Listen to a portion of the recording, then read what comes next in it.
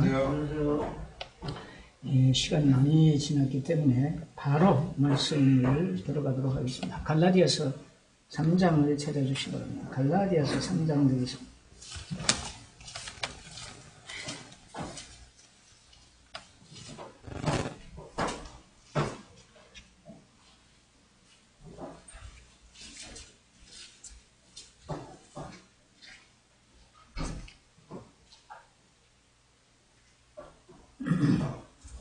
갈라디아서 3장 10절부터 14절까지만 읽어드리도록 하겠습니다. 갈라디아서 3장 10절 되겠습니다. 무릇 율법 행위에 속한 자들은 저주 아래 있나니 기록된 바 누구든지 율법 책에 기록된 대로 온갖 일을 항상 행하지 아니하는 자는 저주 아래 있는 자라 하였습니다. 또 하나님 앞에서 아무나 율법으로 말미암아 의롭게 되지 못할 것이 분명하니 이는 의인이 믿음으로 살리라 하였으니 율법은 믿음에서 난 것이 아니라 이를 행하는 자는 그 가운데서 살리라 하였느니라. 그리스도께서 우리를 위하여 저주를 받은 바 되사 율법의 저주에서 우리를 속량하셨으니 기록된 바 나무에 달린 자마다 저주 아래 있는 자라 하였습니다. 이는 그리스도 예수 안에서 아브라함의 복이 이방인에게 미치게 하고 또 우리로 하여금 믿음으로 말미암아 성령의 약속을 받게 하려 함이니라. 여기까지 왔습니다. 오늘 이제 함께 교제를 갖기 원하는 말씀은 우리 13절 말씀의 주제가 되겠습니다. 그리스도께서 우리를 위하여 저주를 받은 바 되사 율법의 저주에서 우리를 속량하셨으니 기록된 바 나무에 달린 자마다 저주 아래 있는 자라 하였습니다. 라는 말씀이 있는데 여기에 율법의 저주에서 우리를 속량하셨다는 말씀을 함께 이렇게 교제를 드리길 원합니다. 이 말씀을 우리가 깊이 깨닫는다고 하면 율법의 저주에서 우리를 속량하셨다라는 말씀을 우리가 깨닫는다고 하면 정말 우리의 구원에 대해서 우리가 구속함을 받은 것에 대해서 참으로 가볍게 생각할 수 없는 것이다 라는 말씀을 먼저 드리겠습니다. 여기 속량이라는 거 우리가 많이 쓰질 않죠. 구원이라는 말을 가장 많이 쓰죠. 그렇죠? 우리가 죄에서 구원받았다 하는 말을 가장 많이 쓰고 구속함을 받았다라는 말씀도 많이 쓰는데 속량함을 받았다라는 말은 많이 사용하지 않습니다. 그러나 이 뜻을 우리가 깊이 깨닫는다고 하면은 정말 내가 구속함을 받았다는지 또 내가 구원함을 받았다는 것이 얼마나 정말 귀한 것이냐, 정말 귀한 것이냐 하는 것을 다시 한번 기억할 수가 있습니다. 그래서 우리의 구원에 대해서 함부로 가볍게 또 이게 잘못 증거하는 일이 없어야 되겠다 하는 말씀도 겸하여 드립니다. 자, 이 말씀을 이제 드리기 전에 시간도 많이 갔습니다. 이 교제는 계속해서 이어질 것입니다. 오늘 제가 이 말씀에 대한 것을 다 전할 수가 없습니다. 계속해서 이제 교제가 이루어질 것이라고 믿고, 이제 먼저 오늘 보신 이 내용 말씀 가운데 먼저 두세 가지를 우리가 이 내용 속에 있는 이 말씀을 먼저 이렇게 상고해 보셔야 됩니다. 여기 보시면은 10절에 무릇 율법 행위에 속한 자들은 저주 아래 있나니 기록된 바 누구든지 율법책에 기록된 대로 온갖 일을 항상 행하지 아니하는 자는 저주 아래 있는 자라 하였습니다. 이런 말씀입니다. 이걸 아주 요약해서 말씀을 드린다 그러면 율법 행위에 속한 자들은 율법 행위 아래 있는 자들은 어떤 자들이라고요? 저주 아래 있는 자들이다. 그럼 이것이 무슨 이 말씀의 뜻이 무엇이냐는 것을 우리가 분명히 알아야 됩니다. 그렇죠? 그래서 얼마나 이 율법 아래, 율법 행위에 속한 것이 하나님 앞에서는, 이걸 알아야 돼요. 하나님 앞에서는 얼마나 무서운 것이냐. 됐습니까? 얼마나 무서운 것이냐. 이것을 우리가 안다고 하면은 정말 이 율법은 하나님 앞에 아주 무서운 것이구나. 예, 그것은 이것보다 더 무서운 것은 없구나 하는 것을 우리가 깨달아야 된다, 이런 말입니다. 왜 그러냐면 율법 행위에 속한 자들, 율법 아래 있는 자들은 저주 아래 있다. 그럼 뭐 더 말할 것도 없죠.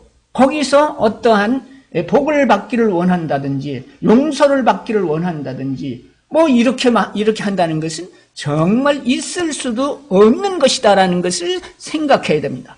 무엇을 구한다고 거기서 얻을 수 있겠다? 말도 안 되는 소리예요. 그렇죠?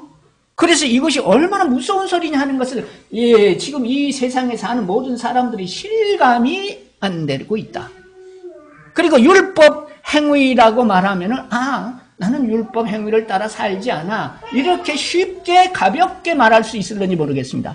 그렇죠? 그런데 이 율법이라는 것이 무엇이냐, 하나님의 율법이 무엇이냐 하는 것을 우리가 알아야 됩니다.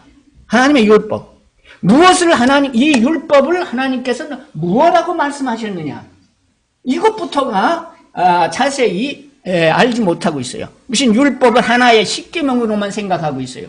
많은 사람들이. 그렇죠? 그래서 어떻게든지 십계명을 잘 지키고 살아가면 복을 받을 수 있다라고 생각합니다. 그것도 못 지키지만 말입니다.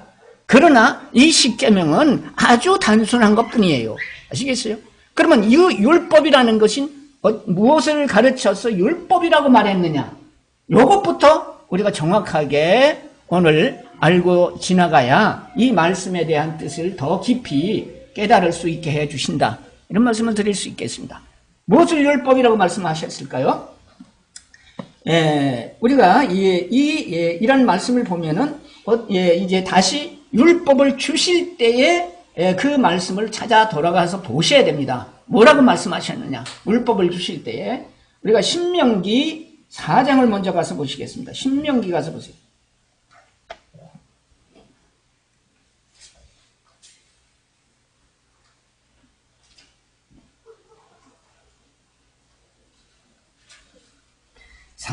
신명기 4장이라고 있습니다. 신명기 4장 44절입니다. 444. 이거 추굴사자예요. 444. 신명기 4장 44절.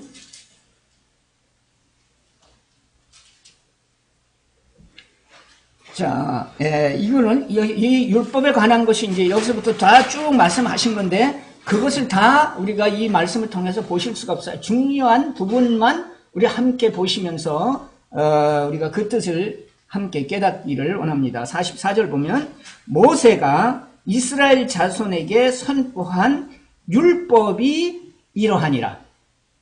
됐죠? 자, 율법이 이러하다. 그리고 율법이라는 것이 무엇이냐 하는 것에 말씀을 드렸습니다. 그래서 우리가 지난번에도 이 율법이 600몇 가지가 된다고 그랬죠. 예? 그런데 그것보다도 더 확실하게 우리가 쉽게 우리가 깨달을 수 있어야 된다. 그걸 다 한 가지 600몇 가지를 우리가 그 법을 다 기억할 수 없지 않습니까? 그렇죠? 그렇게 기억하려면 그걸 어떻게 다 기억하겠습니까? 못하죠. 그래서 몰라요. 응? 자, 그러면은 이 율법이라는 게 무엇을 가르쳐서 율법이라고 말했느냐? 한 장 넘기셔서 보시면은 이제 율법에 대해서 쭉 계속해서 말씀하신 가운데 있습니다. 5장 31절 이하로 보시겠습니다. 5장 31절. 5장 31절에서 6장 2절까지 읽어드리겠습니다. 너는 여기 내 곁에 섰으라. 내가 모든 명령과 규례와 법도를 네게 이르리니 너는 그것을 그들에게 가르쳐서 내가 그들에게 기업으로 주는 땅에서 그들로 이를 행하게 하라 하셨나니 그런즉 너희 하나님 여호와께서 너희에게 명령하신 대로 너희는 삼가 행하여 좌로나 우로나 치우치지 말고 너희 하나님 여호와께서 너희에게 명하신 모든 도를 행하라. 그리하면 너희가 삶을 얻고 복을 얻어서 너희의 얻은 땅에서 너희의 날이 장관이라. 이는 곧 너희 하나님 여호와께서 너희에게 가르치라 명하신 바 명령과 규례와 법도라. 너희가 건너가서 얻을 땅에서 행할 것이니 곧 너와 네 아들과 네 손자로 평생에 네 하나님 여호와를 경외하며 내가 너에게 명한 그 모든 규례와 명령을 지키게 하기 위한 것이며 또 네 나를 장국케 하기 위한 것이다. 여기까지만 읽겠습니다. 이걸 다 계속해서 읽으면 이제 이 율법에 관한 모든 말씀들을 말씀이 기록해 주신 것입니다. 자, 우리는 이 말씀을 통해서 율법이 무엇이라고 말씀하셨느냐, 무엇을 가르쳐서 율법이라고 말씀하셨느냐, 우리 형제자매님들은 몇 번 들으셨습니다. 그렇죠? 그런데 또 다시 한번 기억을 하셔야 됩니다. 무엇을 가르쳐서 율법이라고 말씀하셨느냐 하면 여호와 하나님의 율법이란, 한번 요약을 하세요. 여호와 하나님의 율법이란 여호와 하나님의 명령과 규례와 법도라. 여기 다 율법입니다. 명령과 규례와 법도, 이것을 가르쳐서 율법이라고 말한다. 바로 이런 겁니다. 그래서 우리가 이런 하나님의 이 율법이라는 것이 어떤 것이냐면 하나님의 명령과 규례와 법도를 가르쳐서 율법이라고 말한다. 그럼 됐죠? 자, 이제 우리가 기가 막히게 생각할 것은 뭐냐면, 이와 같으면 우리는요, 이제 하나님의 이 율법, 많은 율법들이 하나님의 명령에 속했느냐, 규례에 속했느냐, 법도에 속했느냐, 똑같은 거다. 이게 모두 다 율법입니다. 이게 율법 속에 들어간 거다. 한번 생각해 보세요. 예? 무엇 하나 여유 있게 말씀하신 게 아닙니다. 그렇죠? 이건 뭐냐면 그의 명령이 율법이고 그의 규례가 율법이고 그의 법도가 율법입니다. 그렇잖아요. 도는 뭡니까? 이제 교훈이잖아요. 이것도 다 율법으로 들어가는 거예요. 그러면 우리 생각해 보세요. 이 율법 아래 있다라고 하면은 이것은 어떠한 행위든지 어떠한 교리든지 이게 다 율법 행위에 들어갑니까? 안 들어갑니까? 한번 생각해 보세요. 이것은 예수 그리스도의 명령이고 이것은 예수 그리스도의 규례고 이것은 예수 그리스도의 뭐다? 교훈이다. 그건 안 들어갔지? 예수 그리스도는 하나님 아니시지? 기가 막힌 얘기입니다. 그러면 이게 뭐예요? 이 말씀은 이제 여기 갈라디아서를 통해서 말씀해 주신 것이 무엇이냐면 모든 행위와 그 행위 속에 속한 자들은 다 하나님 앞에서는 어떤 자들이다? 저주 아래 있는 자다. 저주 아래 있는 자다. 그러니까 이 어떤 행위로 하나님 앞에 나아가려고 한다는 것은 그것은 상상할 수 있다 없다? 상상할 수도 없는 일이다. 우리는 이것을 깨달아야 돼. 이것을 깨달아야 돼. 그래서 많은 사람들에게 이 어떤 행위를 가르친다고 하는 것은 하나님과의 관계를 이루게 하는 것이 아니다라고 하는 사실입니다. 알겠어요? 이 율법이라는 것은 이와 같이 하나님 앞에는 그의 명령과 그의 규례와 그의 법도입니다. 이 모든 것이 다 율법으로 들어가는 겁니다. 그렇잖아요. 그래서 이 율법을 통해서 하나님께서 이 세상의 모든 사람들에게 알게 해 주시기 원하는 것은 뭐냐면 그것을 지켜 행해서 내 앞에 나올 수 있게 한 것이 아닙니다. 그렇게 할 수가 없는 거죠. 뭐냐? 이제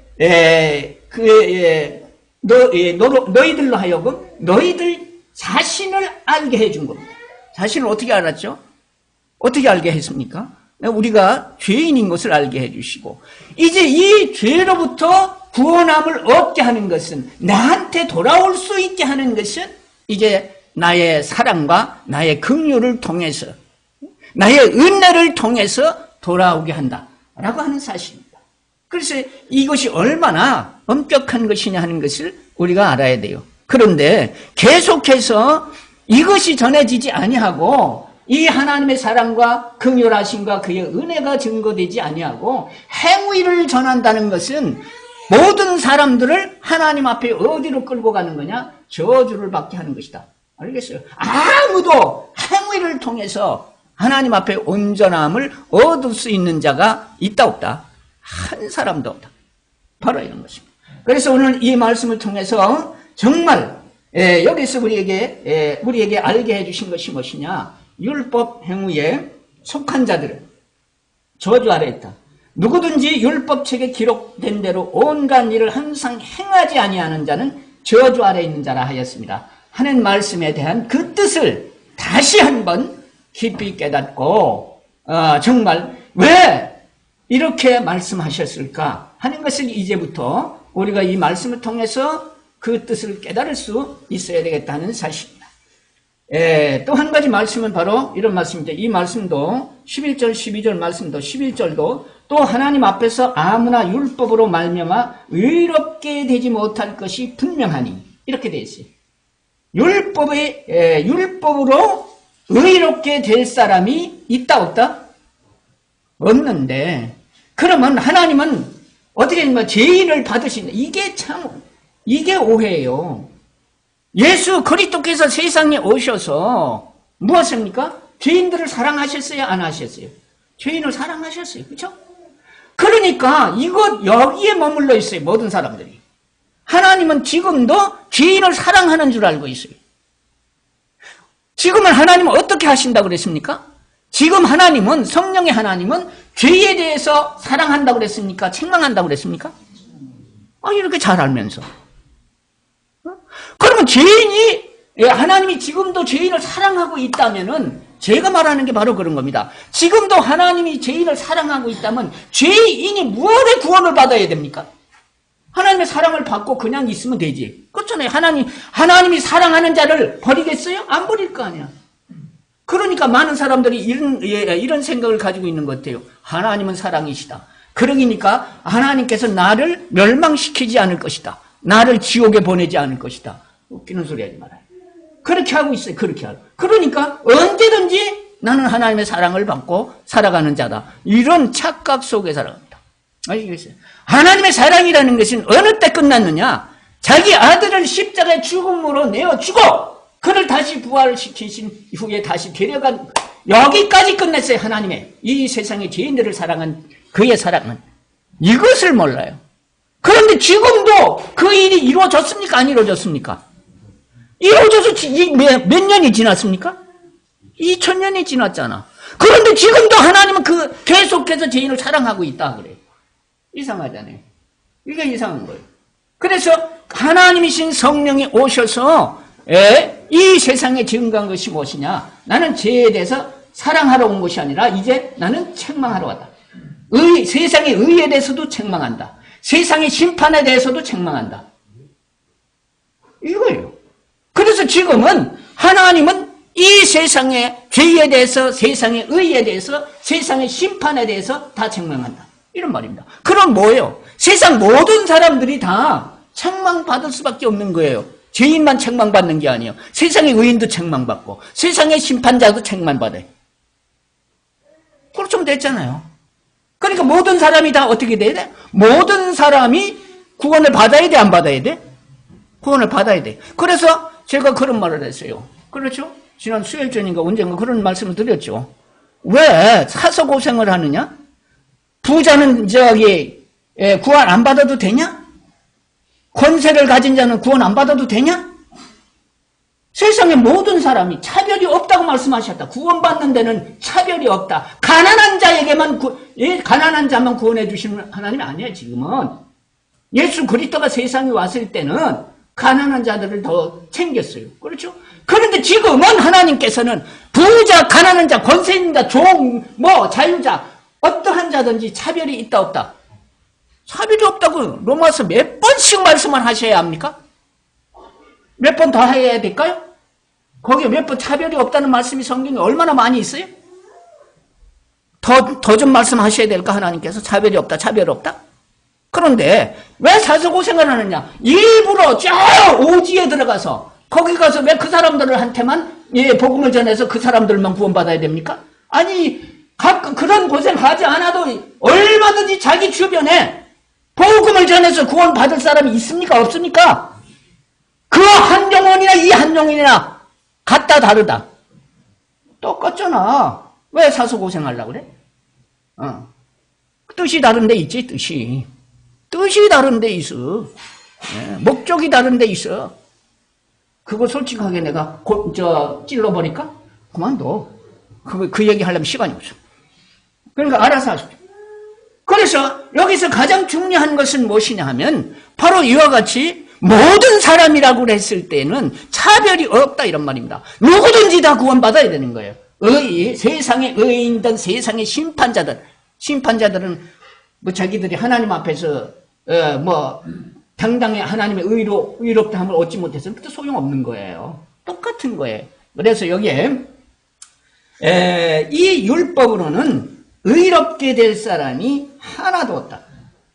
율법 행위로 하나님 앞에서 의롭게 될 사람이 하나도 없다. 다 어떤 사람들이 율법 행위로는 다 저주 아래 있는 자들이다. 그러면 율법이 뭐라는 건 우리가 잘 알았습니다. 그것은요, 이제 이 모든 행위 속한 자들은 다 율법, 그게 율법인 하나님. 왜 그러냐? 이 명령과 규례와 법도입니다. 하나님의 명령과 규례와 법도. 그게 어디에 속하지 않았는가? 한번 생각해 보세요. 행위가. 어떤 행위가 이 속에 들어가지 않았느냐? 한번 그렇게 보시면 됩니다. 그렇죠? 그렇게 한번 생각해 보세요. 이것이 예를 들어서 가장 쉽게 예를 들어서 요걸 했다? 이건 어디에 해당이 되겠습니까? 하나님의? 어디에 해당이 되겠어요? 예? 법도요. 도에. 안 들어가는 것이 없다. 꼭 율법 몇 가지만 속에 들어가는 게 아니라 이렇게 우리가 깨달으면은 하나님의 율법 속에 들어가지 않는 것이 없구나 하는 것을 알게 되는 겁니다. 그러니까 이 율법을 통해서는 어떤 행위를 통해서는 한 사람도 의롭다함을 얻을 사람이 없다라고 하는 것을 분명히 아실 수 있게 해 주셨습니다. 또 여기에 한 가지 더 말씀을 드리고 싶은 것은 12절. 율법은 이 말씀 쉽게 지나갑니다. 율법은 믿음에서 난 것이 아니라 율법은 믿음에서 난 것이 아니다. 이건 무슨 말이야? 이제 율법은 믿음을 통해서 난 것이 아니다. 이렇게 됐어요. 그렇죠? 이건 믿음을 통해서 난 것이 아니다. 이게 무슨 소리일까요? 무슨 소리일까요? 가장 이제 많이 말하는 소리가 무슨 소리냐? 어떤 소리를 많이 합니까? 자, 우리가 믿음으로 구원을 받았으니까 이제 율법으로 살아야 된다. 그렇게까지는 말 안 하겠지. 그렇죠? 그러나 뭐라고 말합니까? 행위를 따라서 행위가 있어야 된다. 그렇죠? 행위가 있어야 된다. 믿음으로 구원을 받았으니까 이제 행위가 따라줘야 된다. 이렇게 합니다. 그렇죠? 그럼 뭐예요? 율법은 믿음에서 난 것이 뭐라고 그랬어요? 아니다. 율법은 믿음에서 난 것이 아니다. 그럼 말이 돼. 그게 이상하잖아요. 이 성경이. 믿음이 있으니까 율법으로 돌아가는 게 아니지요. 이걸 반대로 생각해 보시면 더 쉽게 깨달아요. 믿음은 율법에서 난 것이 율법은 믿음에서 난 것이 아니고 믿음은 율법에서 난 것이 아니고 둘 다 아닌 거야. 그렇지 않아요. 한 가지만 아닌 게 아니다. 이런 말입니다. 한 가지만 아닌 게 아니고 믿음도 율법에서 날 수 없는 거고 율법도 믿음에서 난 것이 아니다. 이렇게 하시면은 여기에 율법이 어떠한 것이냐 하는 것을 우리가 너무 잘 압니다. 그래서 여기에서 말씀하신 것은 이제 이와 같이 율법에 대해서 율법 행위에 대해서 왜 이와 같은 말씀을 하셨을까? 이것을 알 수 있게 해주신 거예요. 그 다음이 바로 13절이 바로 그 말씀입니다. 그 답입니다. 왜 율법에 대해서 이렇게 말씀하셨을까? 율법은 어떤 법입니까? 하나님의 법이에요. 그런데 왜 하나님께서 하나님의 법에 대해서 이와 같이 말씀하셨을까? 우리가 볼 때 이건 이렇게 말씀하신 이것은 정말 사람들에게 조금 더 유익을 줄 수 있는 겁니까? 줄 수 없는 겁니까? 전혀 유익을 줄 수 없는 것 아닙니까? 정말 이게 뭡니까? 저주를 받게 하신 것 아닙니까?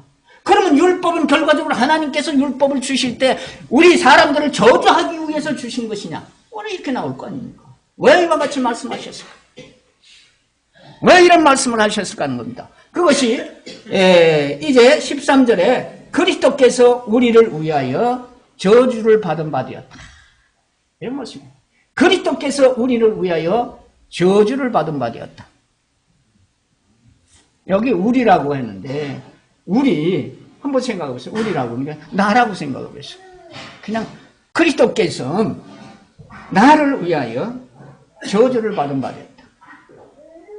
율법 행위에 속한 자들을 위하여 이런 말. 율법 행위에 속한 자들을 위하여 저주를 받은 바 되었다. 기가 막히잖아요. 네. 그러니까 아무도 율법 행위에 속해 있지 아니한 자가 있다 없다라는 것을 말씀해 주십니다. 그리고 모든 사람이 다 저주 아래 있다라고 말씀하신 것이고 또 무엇을 말합니까? 그러기 때문에 이 율법으로는 내 앞에서 의롭다함을 얻을 사람이 하나도 없다라고 하는 걸 말씀했어요. 그래서 어떻게 하셨느냐? 그리스도께서 나를 위하여 저주를 받은 바 되사 율법의 저주에서 나를 속량하셨다. 바로 이겁니다. 율법에 대해서 아주 자세하게 말씀해 주시고 이제 내 행위로서는 그 어떠한 행위로서는 이제 내가 속량을 받을 수 있다 없다. 네가 속량을 받을 수 있는 것은 율법의 저주에서 그리스도께서 율법의 저주에서 나를 속량해 주셨다. 이런 말입니다. 이 말씀을 하시기 위한 거죠. 그죠? 자, 그래서 이 속량이라는 게 왜 가볍게 생각하지 말아야 하느냐. 속량이란 말. 우리가 구원이라는 것은 그냥 하도 이제 세상에서 이 구원에 대해서 아주 값어치 없을 뿐만 아니라 이단시 되어져 있습니다. 이단시 되어져 있어요. 구원말 하면은 분명히 많은 종교인들로부터 이단에 속한 자들이라고 비난을 받습니다. 그러니까 그 말조차 하기가 어려워요. 왜 그러냐면 좋은 소리가 아니고 나쁜 소리를 듣게 되니까. 그렇잖아요. 또 우리는 구속이라는 말도 많이 쓰죠. 그죠? 구속함을 받았다. 우리는 이렇게 했는데 그 말도 많이 안 합니다. 죄사함 받았다, 구원 받았다. 이것이 가장 많이 사용하고 있는 말이다 라고 하는 겁니다. 그런데 이 속량이라는 것이 무엇이냐? 이제 이 속량이라는 뜻을 우리가 성경 성경 단어 뜻을 제가 찾아보니까 종을 풀어주어서 양민이 되게 하는 것. 그 대가로 이런 얘기예요. 그 대가로 금전이나 일이나 생명을 제공하는 것이다. 이것을 속량이라고 말한다. 그러면 구약에는 어떻게 이 속량에 대해서 말씀하셨냐? 하나님께 대한 범죄를 없애기 위하여 송아지나 양을 잡아 그 피를 제단에 드리는 것을 가르쳐서 속량이라고 말한다. 이렇게 되어 있어요. 그러면 지금 우리에게는 이 그리스도께서 우리를 율법의 저주에서 속량하셨다라고 말한다면 그건 무슨 소리입니까? 예수 그리스도가 이제 그의 몸을 들여서 이제 나를 속량해 주셨다. 이렇게 되는 거예요. 자, 그러니 이것을 값없이 취급해서는 안 된다. 제가 가장 마음 아파하는 것이 이 구원 받는 것이 공짜다가 이런 말을 하는 것이 가장 마음 아프다 라는 말을 했습니다. 그렇죠? 그렇게 하면 안 된다. 왜 그랬습니까? 속량함을 받았다 그러면 그런 소리 할 수 있겠느냐 이런 말이에요. 네? 예수 그리스도를 통해서 내가 율법의 저주에서 속량함을 받았다. 무슨 소리입니까? 내가 속량함을 받았다면 예수 그리스도의 그 몸이 내 죄의 값을 해주네. 내가 저주받을 그 값을 어떻게 했습니까? 대신 치러주셨다. 갚아주신 겁니다. 그 몸으로, 그 고통으로, 이런 겁니다. 그런데 어떻게 그걸 그렇게 가볍게 생각할 수 있느냐? 그렇게 가볍게 생각할 수 있는 게 아니다. 예? 그렇잖아요. 한번 생각해 보세요. 우리가 일반적으로, 우리가 이 살아가면서, 누구한테 조그만 어떤 신세를 쳐도 그것을 잊을 수가 없는데, 아니, 이 엄청난 것을, 정말 나의 어떠한 행위로도, 어떠한 것으로도 이룰 수 없는 그것을 하나님의 아들이신 예수 그리스도께서 자기 몸을 내어주어서, 이런 얘기, 자기 몸을 내어주셔, 희생시킨 거니까 자기 몸을 내어주셔서 나를 그 저주 가운데서 속량해 주셨다. 이것이 그렇게 흔한 것입니까? 있을 수 있는 거냐? 이런 말입니다. 그러면 이렇게 귀하고 놀라운 것을 가볍게 할 수 있는 것은 아니다라는 말씀을 드렸습니다. 우리가 그렇게 할 수 없다 라고 하는 거예요. 그래서 우리가 속량함을 받았다 하는 것에 대한 아주 분명한 뜻을 우리가 깨달을 수 있어야 되겠습니다. 그래서 예수 그리스도의 십자가의 죽음은 무엇을 말했느냐 하면 율법을 통해서 저주를 받을 수밖에 없는 나를 예수 그리스도께서 그의 몸을 통해서 나를 속량해 주셨다. 그래서 나는 다시 저주를 받아야 되느냐 안 받아야 되느냐? 저주를 받아야 할 필요가 없어졌다. 이것이 바로 율법의 저주에서 나를 속량해 주셨다는 믿음을 갖게 해주신다 이런 말입니다. 자, 우리가 이제 이 예수 그리스도께서 그의 몸을 통해서 이런 말입니다. 그의 몸을 통해서 우리에게 이루어진 이제 몇 가지를 간추려서 말씀을 드리겠습니다. 지난 시간에 말씀을 드린 거죠. 어떤 일이 있습니까? 율법과 예수 그리스도께서 이루어 주신 것. 그게 첫째로 로마서 8장 4절에 가서 보면 육신을 쫓지 않고 그 영을 쫓아 행하는 우리에게 육신을 쫓지 않고 그 영을 쫓아 행하는 우리에게 율법의 요구를 이루어지게 하려 하십니다. 그렇잖아요. 우리가 생각할 수 있는 것은 예수님께서 십자가의 죽음을 통해서 무엇을 이루어 주셨느냐? 율법의 요구를 이루어줬다. 이거 기억하셔야 됩니다. 이거 간단하지 않습니까? 예? 어렵게 전하지 않으려고 하는 겁니다. 율법의 요구를 이루어 주셨다. 그렇다면 뭐냐면 이 율법이 요구하는 것이 있다 없다? 율법이 요구하는 게 있다 없다? 그 율법이 요구하는 모든 것을 그가 이루어 주었다. 이게 감사. 그런데 이 율법의 요구를 어떠한 사람을 위해서 그 요구를 이루어 주었느냐? 어떤 사람들입니까? 육신을 위하는 사람들? 영을 위해서. 육신을 위해서, 영을 위해서. 이걸 정확하게 구분할 수 있어야 돼요. 뭘 위해서요? 영을 쫓아서 이렇게 돼 있어요. 이 말은 무슨 소리냐 하면은 율법의 요구는 네 영혼에 위한 것이다. 이런 말이에요. 영혼을 위한 것이다. 육신이 아니고 영을 위한 것. 그러니까 예수 그리스도의 십자가의 죽음은 나의 영을 위한 일이지 내 육신을 위한 일이 한번 생각해 보세요. 내 육신을 위한 일입니까? 내 영을 위한 일입니까?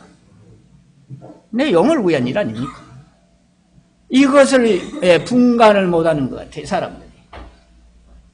이것을 분간을 못해요.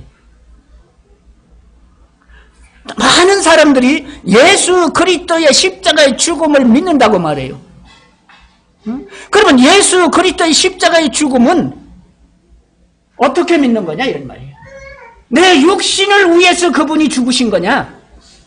그분이 예수 그리스도의 십자가의 죽음은 나의 육신을 위해서 죽으신 것이냐? 아니면은 내 영을 위해서 죽으신 것이냐? 영을 위한 것이다. 아시겠어요? 그래서 그때에 그의 죽음을 통해서 우리를 다시 살리셨다는 것은 내 육신을 다시 살린 게 아니라 뭘 다시 살렸어요? 내 영을 다시 살렸다. 그러면 내 영이 어떻게 돼 있다? 어떻게 돼 있었습니까? 간단하잖아요. 산 자를 살렸겠습니까? 그거를 살렸다고 말합니까? 살아있는 자를 살린 것을 그걸 내가 살렸다고 그래? 아니죠. 그럼 뭐예요? 죽었다. 허물과 죄로 죽었던 너희를 살리셨도다. 너희를 살렸다는 게 뭐냐면 내 육신을 살려준 게 아니고 내 영을 살렸다 이런 말이에요. 왜 이런 말씀을 드리냐? 이것 하나가 구분이 안 되지기 때문에 예수 믿으면 육신이 잘 되는 줄 알아. 육신이 잘 된다고 가르치고 병이 낫는다고 가르치고 이게 잘못된 거예요. 아시겠습니까? 뭐를 살렸어요? 그의 십자가의 죽음은 내 영혼을 살린 거예요. 내 영을 살린 거예요. 이것이 율법의 요구였어요. 이것이 율법의 요구였어요. 네가 이 율법을 통해서 죽었지 않느냐? 죄로 인해 죽었잖아. 그러니까 이제 너가 다시 살려면 이 값을 치러. 그래야 다시 살아. 쉽잖아요. 쉽잖아. 아주 쉽잖아. 그냥은 안 돼. 그러니까 그 값을 예수 그리스도께서 그의 죽음을 내 대신 죽어주신 거 아니야. 그리고 날 살린 거예요. 왜 그분만이 될까요? 왜 그분만이 될까요? 다른 사람들은 다 육신을 타고난 자들이에요. 육신을 통해서 난 자들이야 다. 알겠어요? 똑같이 죽은 자들이야. 알겠습니까? 석가모니도 또 공자도 그 누구도 모세도 다 누굴 타고났어요? 다 육신을 타고난 사람들이 다 육을 타고난 사람. 그러나 하나님의 아들이신 예수 그리스도 그는 어떻게 태어났어요? 어떻게 태어났다 그랬어요? 성령으로 태어났다 그랬어요. 성령으로 태어났어요. 이분밖에 없어요. 알겠어요? 뭐 다 똑같이 죽은 사람이 어떻게 죽은 사람을 살려? 어떻게 죽은 사람이 죽은 사람을 살립니까? 답이 간단하잖아요. 그러니까 죽은 사람을 살릴 수 있는 분은 산 분이래야 되는 거야. 산 분이래야 되는 거야. 그분이 누구냐? 산 분은 하나님의 아들이신 예수 그리스도시다. 그래서 그분이 이 율법의 요구를 그분이 갚아주고 나를 살려주셨다. 이게 율법의 요구가 이루어지게 하신 것이다. 그래서 내 율법의 요구는 이루어졌다는 것은 내 영이, 자, 이거 간단해요. 내 영이 다시 살리심을 받았다, 안 받았다? 다시 살리심을 받았다. 이것을 가르쳐서 어떻게 됐다? 거듭났다. 뭘로? 성령으로. 이제 하나님의 영으로 나도 거듭났다. 하나님의 영으로 거듭났으니까 나는 어떠한 자냐? 하나님의 자녀가 되었다. 그렇기 때문에 하나님의 모든 유업을 내가 받을 수 있다, 없다? 받을 수 있다. 아무나 유업을 물려주나? 아무에게나 물려줍니까? 자기 자녀에게 물려주는 거예요. 바로 이것이 여기서부터 가는 겁니다. 여기서부터. 그래서 이 율법의 요구를 이루어졌다. 그 영을 위해서, 내 영을 위해서 율법의 요구를 내가 이루어 주었다. 내가. 이런 말입니다. 내가 누굽니까? 예수 그리스도가 율법의 요구를 이루어 주었다. 내 육신을 위한 것이 아니다. 내 영을 위한 거다. 이제 여기서 우리가 분명히 이 말씀의 뜻을, 구원의 뜻을 바로 깨달아야 됩니다. 구원받았다 그러면 내 육신이 구원받은 게 아닙니다. 아시겠죠? 내 영이 다시 살리심을 받았다. 이것이 죄 가운데서 죽었던, 죄로 인해서 죽었던 내용이 이제 다시 살아났다. 그래서 뭐냐, 이걸 거듭났다고 말하고, 이것이 나는 이제는 하나님 안에서 뭐가 됐다? 새로운 피조물이 되었다. 새로운 피조물이다. 새로운 피조물이, 새롭게 지음을 받은 자가 되었다. 그렇죠? 바로 이렇게 말씀하시는 거예요. 그 다음에 이제 로마서 10장을 가서 보시면은 그것도 이루신 일이 있는데, 뭐 어떤 일을 이뤘습니까? 10장 4절에 그리스도는 모든 믿는 자에게 의를 이루기 위하여 율법의 마침이 되셨다. 그리스도는 모든 믿는 자에게 의를 이루기 위하여 율법의 마침이 되었다. 율법을 통해서, 이 말은 간단 쉬운 겁니다. 율법을 통해서 하나님 앞에 의롭다함을 얻을 육체가 있다 없다? 하나도 없다. 그런데 예수 그리스도께서는 이제 하나님 앞에 의롭다함을 얻을 수 있는 일을 이루셨다, 안 이루셨다? 이루셨다. 이거 얼마나 감사합니까? 이것이 바로 예수 그리스도의 이런 일들이 어떻게 이루어졌느냐? 어떻게 이루어집니까? 다른 거 없잖아요. 그의 죽음을 통해서 다 이루어지신 것 아닙니까? 예수 그리스도의 십자가의 죽음을, 율법의 요구도 그의 죽음을 통해서 이루신 거고, 율법의 마침이 된 것도 그의 죽음을 통해서 이루어 주신 것입니다. 그러니까 예수 그리스도를 믿는다는 것이 이제 육신으로 세상에 오신 예수 그리스도를 믿는 것이 아니라 이제는 어떻게 믿는 믿음입니까? 내가 믿는 믿음은 예수 그리스도가 육신을 얻고 세상에 오셔서 행한 일들을 믿는 사람이 아니에요. 그리고 그 믿음을 그가 행하신 것을 본받고 그의 가르침을 따라서 사는 자가 된 게 아니에요. 그렇게 할 사람 아무도 있어요, 없어요? 율법의 행위를 이룰 수 있는 사람, 지혜롭게 행할 수 있는 사람 아무도 없는데 어떻게 감히 하나님의 아들이신 예수 그리스도의 명령과 규례와 법도를 따라 살아? 응? 참 기가 막힌 얘기야.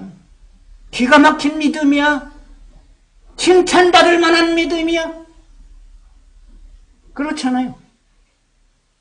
왜 그래야 돼? 지금 우리의 믿음은 어디에 있습니까? 그의 죽음과 그의 부활하심을 통해서 그가 나에게 이루어 주신 그 뜻을 깨달은 믿음. 그것이에요. 내가 하나님 앞에 의롭다함을 얻었다는 것도 그의 죽음을 통해서 그의 부활하심을 통해서 의롭다함을 얻은 거지, 율법의 행위에서 내가 그 앞에서 의롭다함을 얻은 게 아니라는 얘기입니다. 아시겠어요? 율법의 요구가 이루어진 것도 이제 내 영을 살리기 위해서 예수 그리스도가 대신 속량해 주신 거예요. 값을 지불해 주셨어요. 그래서 바로 그 요구를 다 채워주셔서 나로 하여금 이제 새 생명을 얻게 해주셨다. 하나님 안에서 생명을 얻게 해주셨다. 이게 구원이야. 구원이 무슨 그냥 지나가는 말이 아니야. 이 하나님 앞에 내가 생명을 다시 살리심을 받았다. 그래서 내가 생명을 다시 하나님의 생명을 나는 받았다, 안 받았다? 받았다. 그래서 이 생명은 정해진 생명이다. 영원한 생명이다. 그래서 영생이라고 말한다. 이런 겁니다. 이것이 다 답이 나오잖아요. 이렇게 다 연결이 다 되어 있잖아요. 그뿐만 아니라 이제 예수 그리스도께서 이 율법을 통해서 또 이루어 주신 것이 있는데 그것이 무엇입니까? 어디 갈라디아서 시간 다 됐습니다. 마지막으로 여기 보고 이제 다음 말씀을 다음 시간에 드리도록 하겠습니다. 갈라디아서 4장 4절부터 보시겠습니다. 때가 참에 하나님이 그 아들을 보내사 여자에게 나게 하시고 여자에게 나게 하시고. 이건 이 사람의 후손으로 나게 하시고가 아니에요. 응? 여자에게 나게 하시고 율법 아래 나게 하신 것은 어디에 나게 하셨다고요? 율법 아래 나게 하셨다. 그렇죠? 그래서 율법 아래 난 분이 그가 태어나가지고 율법을 폐할 수 있어요, 없어요? 자기가 무슨 재주로 율법 아래 태어나가지고 율법을 폐할 수 있어? 없어요. 그러니까 나는 폐할 수 없다라고 말씀하신 거예요. 그래서 알겠어요? 언제 어떻게 폐해졌느냐? 이거 하나 제대로 몰라. 이게 문제가 되는 거예요. 응? 율법 아래 나게 하신 것은 뭡니까? 율법 아래 있는 자들을 속량하시고, 또 속량이야. 율법 아래 있는 자들을 속량하시고 우리로 아들의 명분을 얻게 하려 하십니다. 너희가 아들인 고로 하나님이 그 아들의 영을 우리 마음 가운데 보내사 아바 아버지라 부르게 하셨느니라. 그러므로 내가 이후로는 종이 아니요 아들이니 아들이면 하나님으로 말미암아 유업을 이을지니라. 어떻게 더 말씀드릴까요? 하나님의 아들이신 예수 그리스도가 어디에 나셨습니까? 율법 아래 나셨어요. 왜 율법 아래 나셨습니까? 왜 율법 아래 있는 자들을 속량하시기 위해서. 어떻게 속량하셨습니까? 예? 아들의 명분을 얻게 하시기 위해서. 아들이 되게 하시기 위해서. 이게 대단히 중요한 거예요. 이게 대단히 중요한 거예요. 나를 율법 아래 있는 나를 속량해 주신 것은 나로 하여금 어떠한 자가 되게 하신 것이냐? 아들이 되게 하셨다. 아들이 되게 하신 거다. 자매님들 죄송합니다. 자매님 딸이 되게 했다고 그러지 않았어. 그죠? 하나님 제 이상이야. 너무 편애를 하신다. 왜 아들이라고만 했지? 아버지 하나님 안에서는 우리 자매님들 잘 들었어요. 아버지 하나님 안에서는 모두 다 아들이야. 자매님들 아들 되고 싶었지? 여러분은 아들이야, 하나님 앞에서는.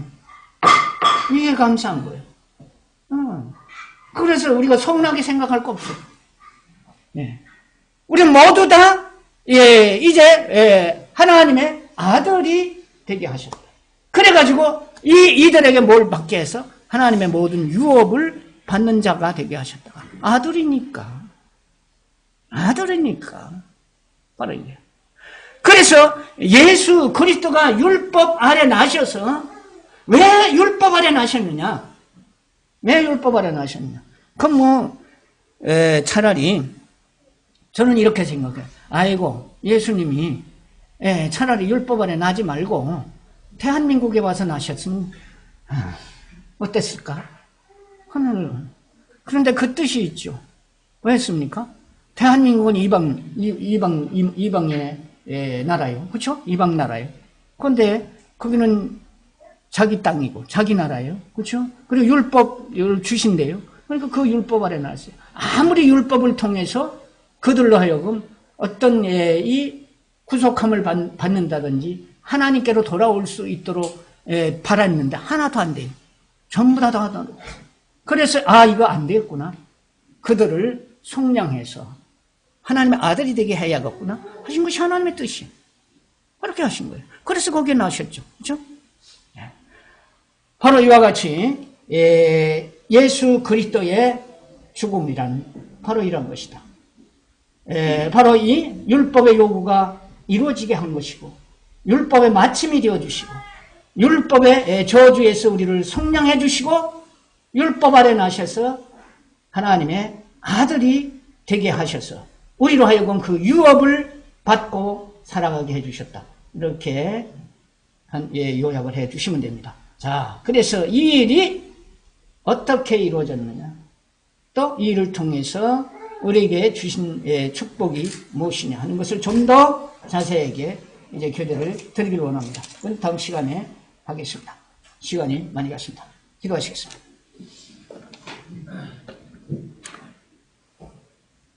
아버지 하나님 감사합니다. 오늘도 저희들 사랑하셔서 인도하시고 아버지 하나님이 찾고 계시는 신령과 진정으로 드리는 예배를 드리게 하셔서 참으로 아버지 하나님께서 영광을 받으시고 또한 저희들로 하여금 아버지 하나님의 말씀의 깊은 뜻을 깨닫게 하시기 위해서 이제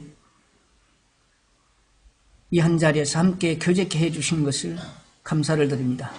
이를 통해서 이곳에 있는 사랑하는 자들로 하여금 함께 증거된 이 말씀을 깊이 깨닫고 그 뜻을 따라 살아가는 믿음의 삶이 이루어지는 귀한 자들로 삼으시고 영광을 받으시기를 원하옵나이다. 계속해서 저희를 사랑하심을 인하여 감사를 드리오며 우리 구주 예수님의 이름으로 기도하옵나이다. 아멘. 감사합니다.